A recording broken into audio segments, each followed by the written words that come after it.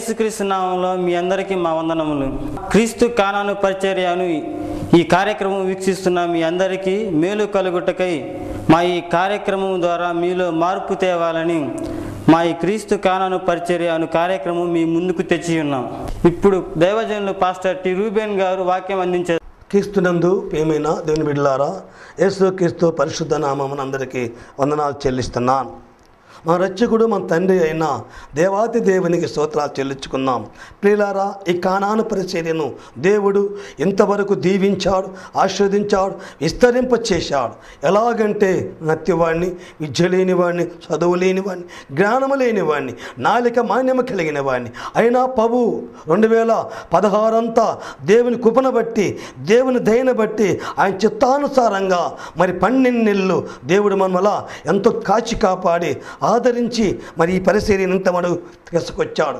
దేవాది దేవునికి స్తోత్రాలు చెల్లిస్తున్నాను. ఇది 2017 మొత్తం చూడండి దీని బిడ్డలారా, మరి అన్ని వేళ ఇప్పటికి మేము ఈ పరిచర్యకి ఇంకా మరి వాళ్ళకి ఇచ్చే ధనం ఇయ్యలేకపోయాం, వాళ్ళకి ఇచ్చే ఈవులు ఇయ్యలేకపోతున్నాం. కానీ ఎందుకు ఇప్పుడు 4 నెలలు అయిపోయింది, ఎప్పుడో మేము ఇవ్వాలా కానీ ఇయ్యలేకపోతున్నామంటే మాలో ఉన్న బలహీనతలు, మళ్ళీ ఉన్న చూడండి నేను బిడ్డలారా ఆర్థిక పరిస్థితి కనుక వీలైపోతున్నాము. కనుక ఈ పరిచర్యలో మీరు కూడా పాలి భాగస్థులు కావాలంటే, భాగస్వాములు కావాలంటే మరి కండి ప్రార్థన చేయండి. మెట్టుకు మీరు ప్రార్థన చేసి పాలి భాగస్థులుగా ఉంటారని నమ్ముతున్నాం. ప్రియమైన తల్లి, ప్రియమైన అమ్మ, ఇంతవరకు దేవుడి పరిచర్యను దీవించాడు, ఆశీర్వదించాడు, విస్తరింపచేసి అంచెలంచెలుగా ముందుకు సాగుతున్నదంటే నా శక్తి చేత, నా బలము చేత, నా జ్ఞానము చేత కాదు. కానీ దేవుని బిడ్డలారా, దేవుని కృపను బట్టి, దేవుని దయను బట్టి, దేవుని ప్రేమను బట్టి, ఆయన చిత్తానుసారంగానే పట్టానండి. చూడండి తల్లి, మరి కొన్ని నిమిషాలు మనం దేవుని మాటలు విన్నాం. చూడండి 1 కొరింథీ పత్రిక 1 అధ్యాయం 9వ వచనం. మన ప్రభువైన యేసుక్రీస్తు ఆ సావాసమునకు మిమ్మల్ని పిలిచిన దేవుడు చూశారండి. చిన్న ప్రార్థన, విస్తారముగా ప్రేమించిన పరలోకపు తండ్రి నీకు స్తుతులు స్తోత్రాలు. ఇదిగో తన టీవీ దగ్గర వింటున్న బిడ్డల్ని దీవించి ఆశీర్వదించు. ఓ ప్రభా, వాళ్ళ ఉద్యోగాలు దీవించు, వాళ్ళ రెక్కల కష్టాన్ని దీవించు, ఇది మొదలు రాకపోని భద్రత కాపుదల ఉంచు. తండ్రి నీకు స్తోత్రాలు చెల్లిస్తున్నా. ప్రతి కుటుంబాన్ని దీవించు నాయన, యవన బిడ్డలను దీవించు నాయన, నా భారతదేశాన్ని దీవించు నాయన, నా భారతదేశంలో ప్రజలను దీవించు నాయన. నీకు స్తుతులు స్తోత్రాలు చెల్లించుకుంటున్నాను. దయగలిగిన దేవా, ఇదిగో తన టీవీ కాడ వింటున్న ప్రతి ఒక్క బిడ్డ నాయన అయ్యా నశించిపోకుండా ఇదిగో నిత్యరాజ్యానికి వార్తలు కావాల్సానికి ప్రభా, దేవునితో సావాసం చేయటానికి, దేవుని కుమారుడితో సావాసం చేయటానికి నీ బిడ్డకు నేర్పు నాయన. నీకే స్తుతులు స్తోత్రాలు చెల్లించుకుంటున్నాను తండ్రి. దయగలిగిన తండ్రివి, జాలిగల తండ్రివి, కరుణామూర్తి, నాలిక మాన్యం కలిగిన వాడినయ్యా, నాలిక మన్నం కలిగిన వాడినయ్యా. ఇదిగో నాకంటే పెద్దలు, గనులు, చదువుకున్నవారు, విద్యమంతులు ఉంటారయ్యా. వారి మధ్య నీ నా వెగతాలి పడకుండా, వేదన పడకుండా, నీకు మహిమకరంగా వింటున్న బిడ్డలకు ఆశీర్వాదకరంగా చేయమని దేవా నువ్వు ఉండి మాట్లాడమని క్రీస్తునామమున ప్రార్థిస్తున్నాను తండ్రి, ఆమెన్. ఆయన కుమారుడైన యేసుక్రీస్తు సావాసమును చేయాలి. మరి నీ సావాసం ఎవరితో ఉందండి? నీ సావాసం ఎవరితో సావాసమును చేస్తున్నావు? రోమపత్రిక చూడండి, రోమపత్రిక ఏమంటాడు, 7 ఏమంటాడు చూడండి, ఏమంటాడు దీని బిడ్డలారా. మరి నా సావాసం చూడండి, ఒకప్పుడు మరి నిష్ఠాగరిష్ఠుడు, ఒకప్పుడు అన్ని వేళ దేవునికి దగ్గర ఉన్నవాడు, ఒకప్పుడు అంటిని విసర్జించినవాడు ఏమంటున్నాడంటే, నాకు ఏదైతే లాభంగా ఉందో, నాకు ఏదైతే నేనని మొత్తం నష్టంగా మరి ఎంచుకుంటున్నాను, నాకైతే ఏదైతే లోకంలో ప్రీతికరంగా ఉందో అది పెంట ఎంచుకుంటున్నా అంటున్నాడు. తల్లి, నీకు లాభంగా ఉన్న పెంటగా వెంచుకో. అన్నిలతో సావాసం చేసి, లోకస్తులతో సావాసం చేసి, నీ ఆయన కుమారుడైన యేసుక్రీస్తు సావాసాన్ని విడిచిపెట్టబాకు. అయితే నీ సావాసం అయితే దేవునితో ఉండాలా, దేవుని బిడ్డలతో ఉండాలా, దేవుని కుమారులతో ఉండాలా, పరిశుద్ధులతో నీ సావాసం ఉండాలా. చూడండి పౌలు గారు ఏమంటారు చూడండి, అయ్యో నేనెంత దౌర్భాగ్యుడును, ఎట్టి మరణమునకు చేయునకు నన్ను ఎవడు ఇరిపించును? ప్రభువైన యేసుక్రీస్తు ద్వారా చూసా, అయ్యో అయ్యో ఎట్టి మరణం నుంచి నన్ను రక్షించేవాళ్ళు లేరిక, నన్ను ఆదుకునేవాళ్ళు లేరా, నన్ను ఆదరించేవాళ్ళు లేరా, నన్ను కనికరించేవాళ్ళు లేరా? ఎట్టి మరణములు నేను లోకములో పడి పాపములో పడిపోయాను. అన్యులతో సావాసము చేసి, లోకస్తులతో సావాసము చేసి, ఇదో నా గర్వముతో, నా అహంకారముతో, నా అంభవముతో, డబ్బు మదముతో నేను అన్యులతో సావాసమును చేసి అన్ని వేళ పవానికి దూరంగా ఉన్నానయ్యా, పవానికి విరోధంగా ఉన్నానయ్యా, పవానికి నేను విరోధంగా పాపం చేశానయ్యా. అన్నిలతో సావాసమును చేసి ఇదిగో తండ్రి వాడి క్రియలు నేర్చుకొని పవ్వా అలవాటులు నేర్చుకొని మరణానికి లోనై ఉన్నానయ్యా, మరణానికి లోనై ఉన్నానయ్యా. తల్లి తల్లి మరణానికి లోనై ఉన్నావేమో, అమ్మ మరణానికి లోనై ఉన్నావేమో, అయ్యా మరణానికి లోనై ఉన్నావేమో. విడిపించేవాడు ఎవరు లేరు. నీ భర్త నిన్ను విడిపించడు, నీ భార్య విడిపించదు, నీ బంధువులు విడిపించరు, రక్తం విడిపించరు. పౌవైన యేసుక్రీస్తు రక్తమే నిన్ను విడుదల చేస్తుంది. పౌవైన యేసు రక్తం ప్రతి పాపా నుంచి కడుగుతుందండి. తల్లి రక్షించేవాడు నీ పవ్వే, నేను రక్షించేవాడు నీ పవ్వే, నేను ఆదుకునేవాడు నీ పవ్వే. తల్లి అయ్యో నేను ఎంత దౌర్భాగ్యుడిని, ఎంత దౌర్భాగ్యుడిని. సిలువ వేయబడ్డ యేసుక్రీస్తు నా కొరకు ఈ భూలోకానికి వస్తే, నా కొరకు ప్రాణం పెడితే, నా కొరకు రక్తం కడితే, నా కొరకు బలిపశువుగా యాగమైతే ఆయన రక్తములో కడగబడలేక శరీర సంబంధమైన కోరికల్లో పడి, శరీర సంబంధమైన అలవాటుల్లో పడి ఇట్టి మరణానికి లోనై ఉన్నాను, ఇట్టి మరణానికి లోనై ఉన్నాను. నన్ను రక్షించేవారు ఎవరైనా ఉన్నారా? ఎవరైనా ఉన్నారా? ఎవరు లేరండి. శరీరం ఉన్నంతసేపు అందరిని వాడుకుంటారు. నాకు బలము ఉన్నంత వరకు నమ్మలేదు నా ప్రభువుని, బలమంతా పోయాక నమ్మాలని అండి. బలమంతా పోయినాక నమ్మాలనుందంట. బలమంతా ఉన్నంతసేపు శరీరం అంతా లోకానికి ఇచ్చావు. శరీరాశల్లో, నేత్రాశలు, జీవుడమ్మములు శరీరాన్ని ఉంచుకొని మరణానికి లోనైనావు. సవాసం విడిచిపెట్టావు. సవాసం విడిచిపెట్టి, దేవుని సవాసం విడిచిపెట్టి, దేవుని బిడ్డల సవాసం విడిచిపెట్టి మరణానికి లోనైనావు. బలమంతా పోయింది. ఇప్పుడు పిప్పి ఉన్నావు. ఇప్పుడు శరీరంలో కన్నంత పోయిందండి. పిప్పి ఉంది. పిప్పి దేవునికి అవసరమా? ఒక ఆమె ఉందండి, రోజు వచ్చింది నా కాడికి. బైబిల్ అంతా నాకు వచ్చి నాకైతే ఏమి రాదు ఏమని పెట్టారా, నాకైతే ఏమి రాదు కనుక సరేనా మంచిదమ్మ అంట, మంచిదంట. ఒకరోజు వచ్చింది, అమ్మ సిలువ వేయబడ్డా యేసు నాకు అగపడ్డాడు మామ అంటది. ఎట్లా పడ్డాడమ్మ అంట. ఈరోజు నాకు బాగా పడ్డాడు, నాతో మాట్లాడినా అంటే. దేవుడు మాట్లాడితే అమ్మ సత్తారమ్మ అన్న, సత్తారమ్మ దేవుడు మాట్లాడితే, దేవుడు ముఖాముఖిగా మోషతోనే మాట్లాడలేకపోయానమ్మా. ఎందుకు అలా అబద్ధం చెబుతావంటే, అసలు నీవేంది మాట్లాడేది? అసలు నిజంగా నువ్వు బోధకుడివేనా? దేవుడు నీతో మాట్లాడలేదా? నీకు పరిశుద్ధాత్మ లేదా? అమ్మ నాకు పరిశుద్ధాత్మ లేదు, దేవుడు నాతో మాట్లాడలేదు. దేవుడితో మాట్లాడితే సత్తావు చెప్పినందుకు ఒక్క ఆమె గుండా 10 మంది ఆగిపోయినారు మందిరానికి. తల్లి ఒక్క ఆమె గుండా 10 మంది ఆగిపోయిన మందిరానికి ప్రార్థన చేయండి. ఎందుకు చెబుతున్నానంటే, ఆ దైవజనుడు అన్ని వేళ పేదవాడు, ఆ దైవజనుడు లేనివాడు, ఆ దైవజనుడు అందు దృష్టిలో పనికిరానివాడు కనుక పేదవాడు. ఇలా డబ్బన్న ఉండాలా, విద్యన్న ఉండాలా, లేదా మాటలు చెప్పే రకంగా ఈ 3 ఉండాలండి.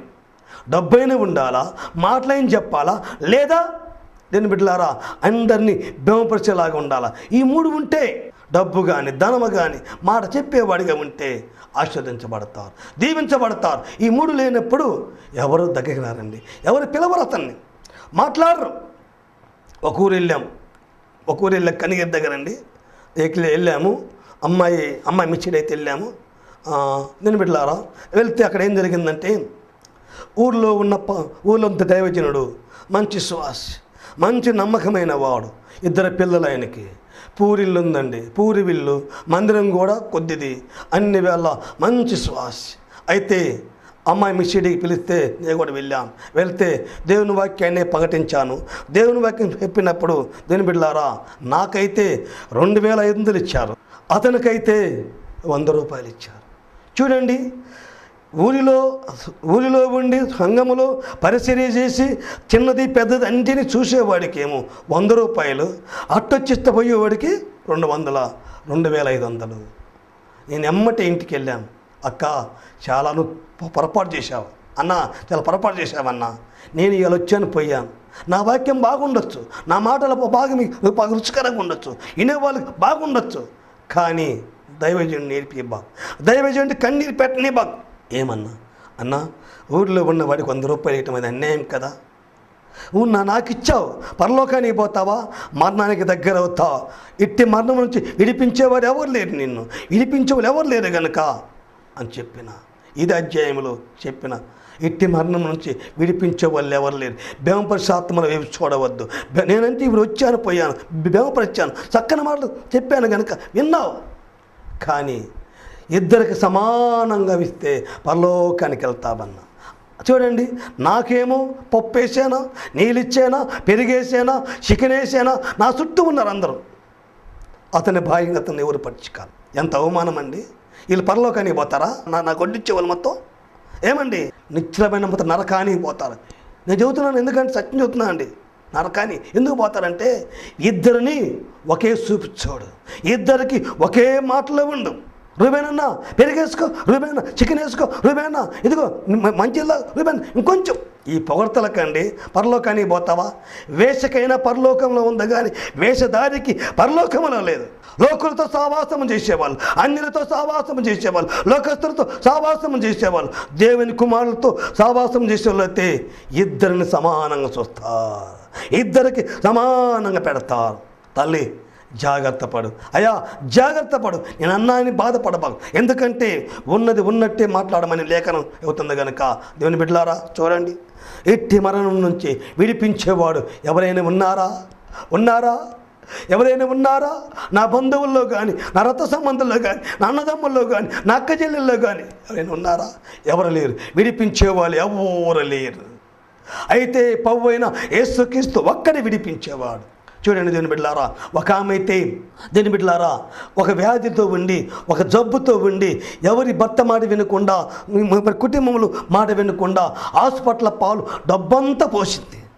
రోగానికి హాస్పిటల్కి పోసింది. కానీ అయ్యా నాకు ఈ జబ్బు ఉంది, భర్త గారు ఏమండి నాకు ఈ జబ్బు ఉంది, ఈ జబ్బు ఎందుకు వచ్చింది తెలియలేదంటే, ఒకవేళ భర్త ఏమన్నా అవమానపరుస్తాడేమో, నన్ను కొడతాడేమో అనుకొని ఆ జబ్బు భద్రంగా పెట్టుకొని హాస్పిటల్కి పోతుంది, మందులు వాడుతుంది, ఇంజక్షన్లు వాడుతుంది, డబ్బంతా తగలబెడతా ఉంది. ఈ నుండి ఏంది నా జేబులో డబ్బులు అయిపోతుండే, నాకేం తెలుసు, నేను చూశాను నిన్ను, నాకేం తెలుసు అని తగాది పెట్టుకుంటుంది. సరేలే ఇంట్లో తీసుంటారు ఎవరు ఒకరు అనుకునేది ఆయన వెళ్ళిపోతున్నాడు. అలా అలా అలా అలా అరిగిపోయినప్పుడు ఆమె జబ్బు బాగా కావటం కాదు కానీ ఎక్కువైపోతుంది ఇంకా. అయితే ఒకానొక దినమన యేసుని గురించి విన్నది ఆమె, యేసుని గురించి విన్నది, యేసుని గురించి తెలుసుకున్నది. అదుగో ఎదురుంగా పోయింది జనసోము కిక్కిసినట్లుగా ఉన్నారు. కిక్కించుకుంటే ఇట్టి మరణం నుంచి రక్షించేవాడు యేసుక్రీస్తు నన్ను ఎవరు లేనుకుంది కనుక వెళ్ళింది. అయితే దేవుని బిడ్డలారా ఆమె అన్ని వేళ దేవుని దగ్గరికి వెళ్ళింది. అందరూ నిలువుటంగిలు వేసుకున్నారు. తెలంగాణ అంటే ఎవరా ఇళ్ళల్లో ఎవరని భయపడుతూ వణుకుతూ దగ్గరికి వెళ్ళి వస్త్రం ముట్టుకుంది. వెంటనే ఆమెలో ఉన్న రక్తసేవన ఆగిపోయింది. చూశావా, మరణము నుంచి విడిపించలేదు దేవుడు, మరణము నుంచి రక్షించలేదా దేవుడు, మరణం నుంచి విడుదల చేయలేదా దేవుడు. ఎన్నో డబ్బులన్నీ హాస్పిటల్కి తగలబెట్టిందండి. బాగైందా? నీకైతేనంతే రేపు పొద్దున, నిశ్చితేనంతే రేపు పొద్దున. తల్లి రక్షించేవాడు ఈ లోకములో ఎవరు లేరు. శరీరం ఉందా వాడుకుంటాడు, శరీరం బాగలేనప్పుడు విసిరి పక్కన పడవేస్తాడు. చెప్పుందండి, చెప్పుందా కదా, కాలికొస్తే వేసుకుంటాం, కాలికి రాకపోతే విసిరి నవ్వుతాం. నీ బతుకంతే, నీ జీవితం అంతే.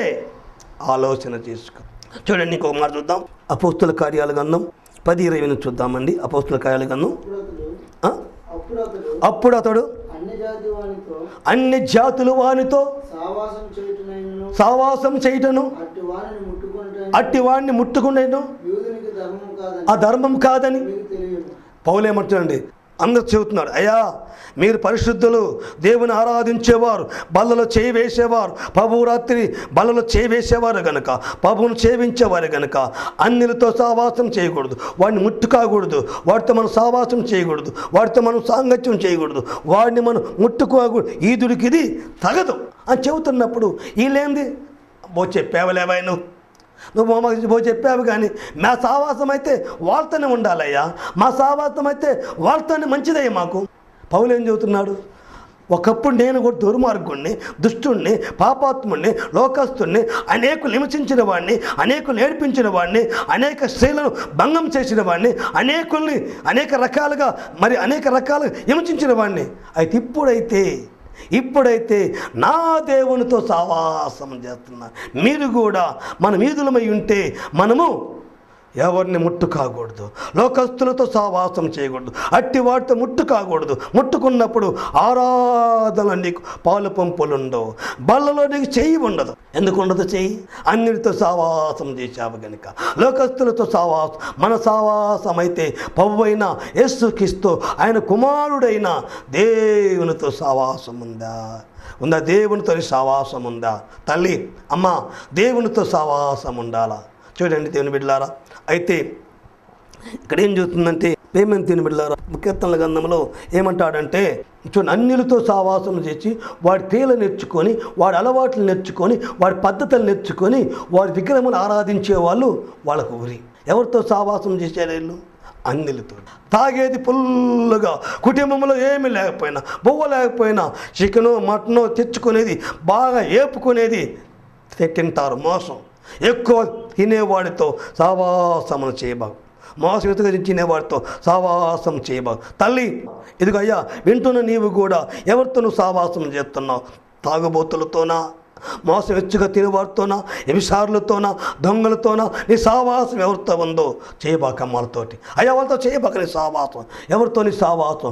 మన ప్రభువు అయిన యేసుక్రీస్తు నీ సహవాసం, ఆయన కుమారుడైన దేవునితో సహవాసం కలిగి ఉండాలా.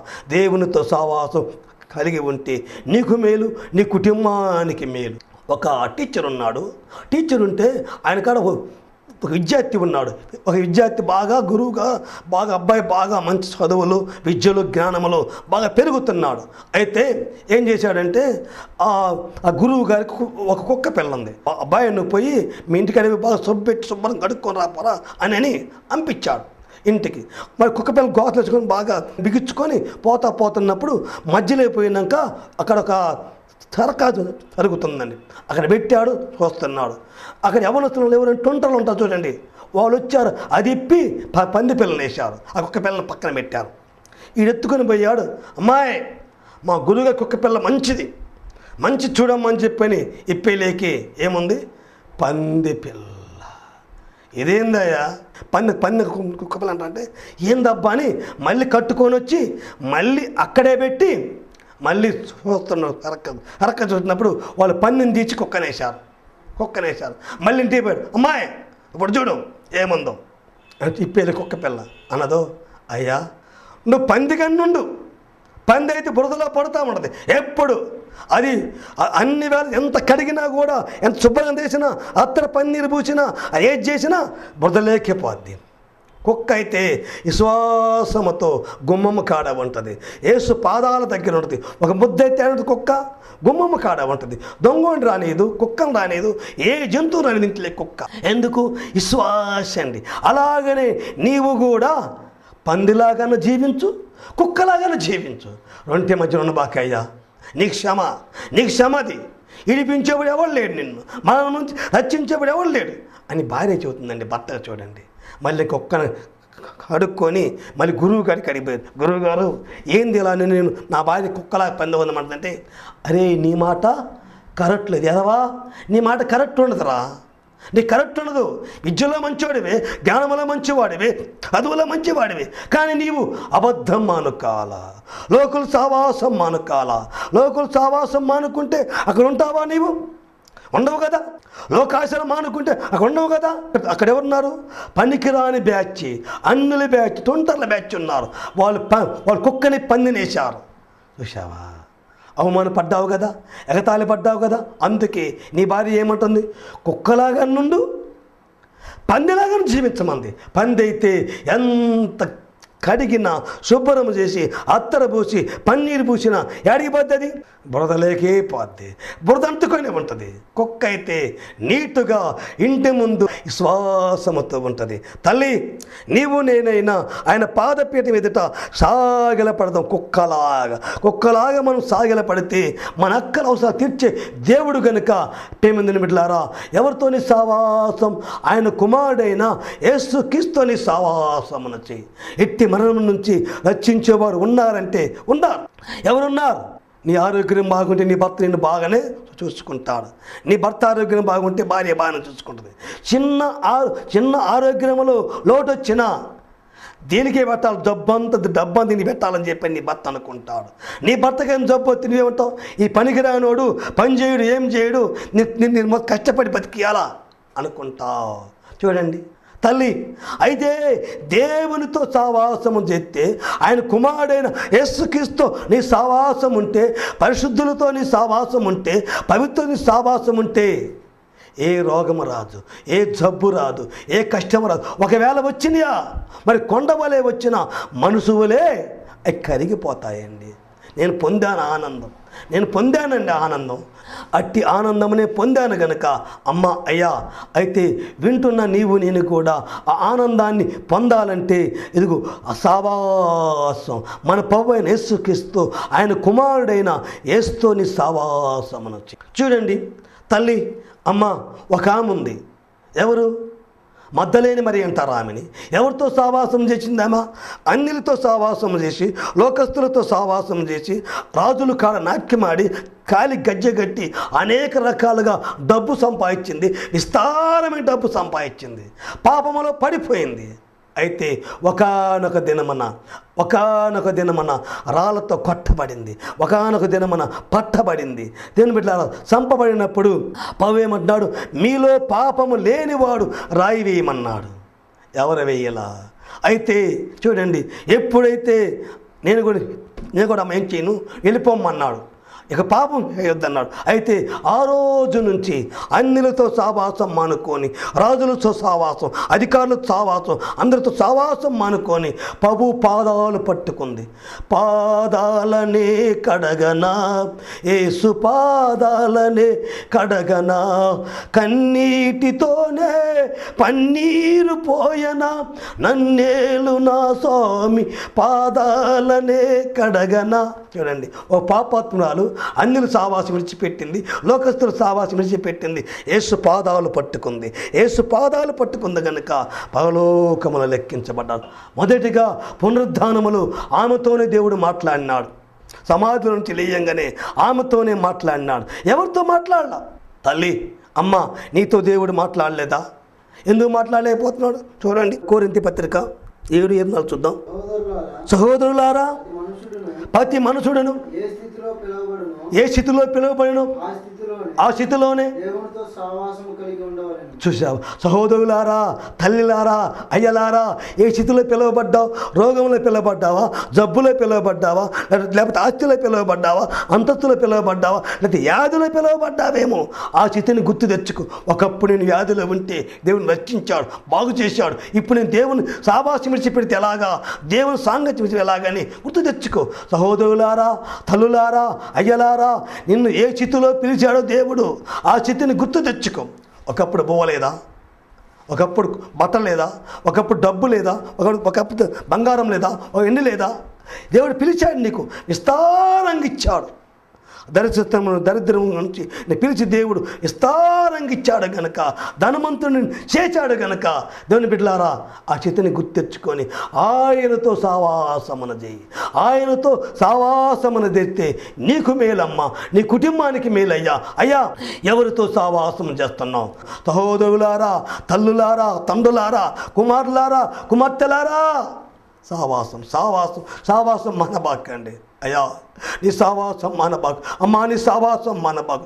అన్యులతో సావాసమును చేసి వాడి క్రియలు నేర్చుకొని, వాడి అలవాట్లు నేర్చుకొని, వాడి పద్ధతులు నేర్చుకొని నీకు ఉరి తెచ్చుకోబాకు. అట్టి మరణం నుంచి రక్షించేవాడు ఎవడు లేడమ్మా, విడిపించేవాడు ఎవడు లేడు. అయ్యో, ఎట్టి మరణం నుంచి రక్షించబడి ఉన్నాడా? పౌలు గారు బయటకు వస్తుంటే ఒక అనేకులు లోపలికి వెళ్ళిపోతారు. ఆయన చూసి అసమంటి వాడేమంటాడు, అయ్యో ఎట్టి మరణం నుంచి రక్షించేవాడు లేడా? ఎవరు లేరండి. ఎవరు రక్షించడు? నీకు డబ్బు ఉందా? నీ ఎమ్మట వస్తారు. దాని బిడ్డల ధనం ఉందా? ఎమ్మటొస్తారు. అయిపోయిందాక ఎంత ఉంటారు, అయిపోయినాక విడిచిపెట్టిపోతారు. శరీరం బాగుందా? వాడుకుంటారు. శరీరం బాగుంచి శరీరంలో కొంత బలహీనత వచ్చిందా? విడిచిపెట్టిపోతారు. చూసావా అమ్మా, అయ్యా, మరి వింటున్నా నీవు నేను కూడా ఎవరితో సావాసం? చూడండి ఆఖరి మాట 1 యోహాను పత్రిక 1:3 చూద్దాం. నాతో కూడా మీకును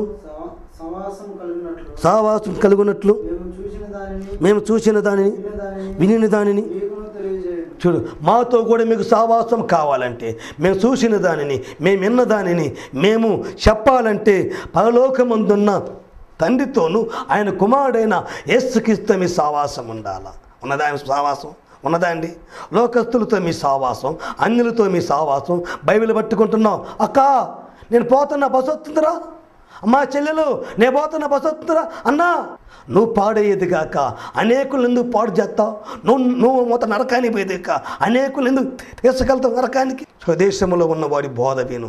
స్వదేశంలో ఉన్నవాడి బోధ వింటే నీకు మేలు, నీ కుటుంబానికి మేలు. తల్లి చూడండి, ఇక్కడ అపోస్తుల కార్యాల గ్రంథం 3:10 ఏం చెప్తుందో? అబ్రహాము, ఇస్సాకు, యాకోబు అనువారు దేవుడు, అనగా మన పితరుల దేవుడు, సేవకుడైన. చూసారా? అబ్రాహాము దేవుడు, ఇస్సాకు దేవుడు, యాకోబుడు దేవుడు, మన పితరులైన, ఇదిగో మన పితరులైన దేవుడు తండ్రిని మహింపరుస్తున్నాడు. తల్లి అబ్రాహామును దేవుడు దీవించాడు, ఆయన కుమారుడైన ఇస్సాకును దీవించాడు, ఆయన కుమారుడైన యాకోబును దీవించిన దేవుడు నిన్ను దీవించడా? నిన్ను ఆశీర్వదించడా? అయితే యేసుక్రీస్తుని సావాసం ఉంచు. ఆఖరి మాట ఏమంటుందంటే అపోస్తుల కార్యాలు 2 అధ్యాయము మరి 40 ఏంటంటే, అపోస్తుల బోధ ఎందును, సావాసం అందును, రొట్టె విరుచుటి ఎందును ప్రార్థన చేయుట విడతెక్కకుండా మీరు ఉంటే సావాసములో ఉంటారు. సావాసములో ఉంటారు. అల్లి సావాసాన్ని విడిచిపెట్టబాగు. సావాసం విడిచిపెట్టి అన్యులతో సావాసం చేయబాగు. అమ్మ, లోకస్తులతో సావాసం చేయబాగు. లోకాశలతో పడబాగు. 2017 అయినా నీ జీవితాన్ని మార్చుకో, నీ బతుకును మార్చుకో, నీ అలవాట్లు మార్చుకొని నీ కుటుంబాన్ని రక్షించుకో. రాహాబు చూడండి, ఒక వేశ్య. రాహాబు వేష కుటుంబం రక్షించుకుందండి, కుటుంబాన్ని కాపాడుకుంది, కుటుంబాన్ని అన్ని వేళ పరలోక రాజ్యం నేర్చుకుంది. తల్లి నువ్వు రక్షించుకుంటున్నావా? రక్షించుకుంటున్నావా? తల్లి యేసుకైనా పరలోకమును చూసావా? వేషధారి నువ్వు రోజు ఒప్పుకుంటావు కానీ పాపాన్ని విడిచిపెట్టవు. అన్యులతో సావాసం మానుకావు, అన్యులతో సాంగత్యం మానుకావు. తల్లి అన్యులు సావాసములు చేసి నీ కుటుంబాన్ని పాడు చేసుకోబాకు. అన్యులు సావాసం చేసి నీ కుటుంబాన్ని విఫలం చేసుకోకుండా దేవునితో సావాసం చేయి. ఆయన కుమారుడైన యేసుక్రీస్తు సావాసం చేయమని దేవుడి మాటలు ప్రేమించునుగాక. ప్రార్థన చేసుకుందాం. మిక్కిలిగా ప్రేమించున పరలోకపు తండ్రి, స్తుతులు స్తోత్రాలు నాయన.